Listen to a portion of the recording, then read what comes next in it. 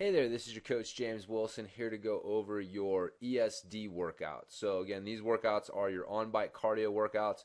You can do these on the trail, you can do these on a trainer, you can use like an Airdyne bike, but I definitely encourage you to be using a bike for these workouts. You know, I'm not the biggest fan of using a road bike. If you got to get out on the road, I'd suggest that you use your mountain bike rather than using a road bike. But anyways, some sort of bike is better than none with this. So I'm going to go over the workouts with you so you know exactly what you're doing with them. You'll see in the first block here, which is the general endurance block, we've got 3 types of intervals that we're going to do. Now in week 1, the first one that we're going to do is our threshold. So the threshold intervals are where you're pushing yourself to the point where you're starting to pant and then maintaining that pace. So you're not really wanting to push much past that point. You don't want to start panting, real hard, but you want to get to the point where you're just starting to pant and then maintain that level of effort, that pace for the remainder of your work interval. And so you've got your work interval and then your rest interval, and then you're doing a certain number of reps with that. So that's how many times you're repeating the work and rest intervals. The second type that you're going to do is the HTLR, which is the high tension, low RPM intervals. And these are specifically designed to help you deal with the grind efforts on the trail, particularly standing, pedaling, which is really important for you. So you want to push a harder gear than you normally would, and you want to try to stand as much as possible. Now again, if you can stand for the entire time, great, but you're not trying to force yourself to do that right off the bat, as much as that's something that you're working towards, is that as you get better with these, you'll find yourself able to stand more and be able to push against that tension more effectively. And so that's the point of these intervals here.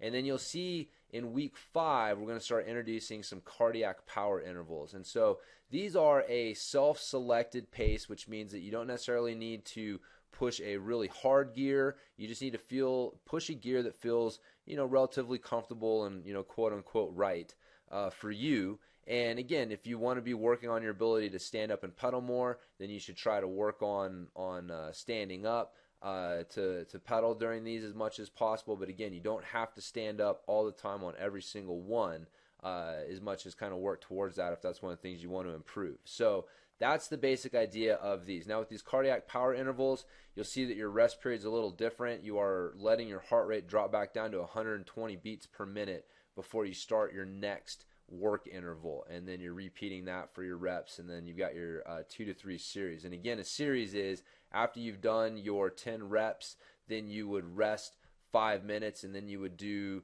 that workout again, those 30-second intervals. Let your heart rate drop back down to 120 beats per minute 10 times. That would be your second series. And then again, you see you've got 2 to 3 series. So feel free to err on the side of the lower volume. 3 is not better than 2. It's just some people respond better to a little more volume. Some people respond better to less volume. So I try to make some ranges in some of these instances to allow you to kind of adjust to what feels better for you. So that is why we do that there. So that covers your general endurance block. And then you'll see with week 5, you have these 2 mini workouts. And so you're going to want, after you get done doing your 2 to 3 series of your cardiac power intervals, you will rest 5 to 10 minutes, and then you will do your threshold workout. And so you'll see your reps are a little less to kind of compensate for the fact you're doing the cardiac power stuff there. So, and then that's how you'll finish out the block with workout A, and you'll see workout B there is just your HTLR intervals the whole way through. So that does it for the general endurance block. The next one is your power endurance block. And so you'll see we still have our cardiac power intervals, which are going to be done the same way as they were in the previous block. And we still have our HTLR intervals, which again are going to be done like they were in the previous block. We're going to introduce some lactic power intervals. And so you'll see that they're kind of pretty similar to the cardiac power intervals in that you are doing your work period. You're going to let your heart rate drop back down to 120 beats per minute, and then do a certain number of reps and series of that. You'll just see that the work period is much shorter, so you're going to have to push yourself harder within that. So again, there's a bit of a pacing thing there.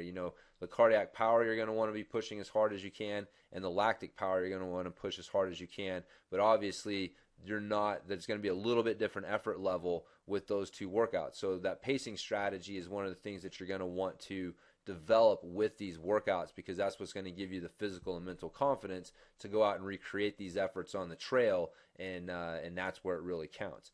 And then so finally, after your power endurance, you have your peaking block, and this is just a real good kind of in-season workout that will help you put an edge on your fitness there. Not a lot of volume here, because there's assuming that you're going to be doing much more riding during this time period as well. But you have your HTLR, your cardiac power, and your lactic power. So all three of those intervals are there. And you'll see we have it, basically cardiac output is 30 minutes of just some, kind of steady distance. It's more of a recovery ride than necessarily a workout. And so you're wanting to keep your heart rate, below 150 beats per minute on this ride, and just go out and cruise around for half an hour. So again, just kind of a little bit of recovery ride, getting a little bit of volume in there. And so that does it for that. But so that's going to do it. That wraps it up. That's our 3 blocks for the enduro racing / trail rider ESD blocks. And yeah, if you got any questions, let me know.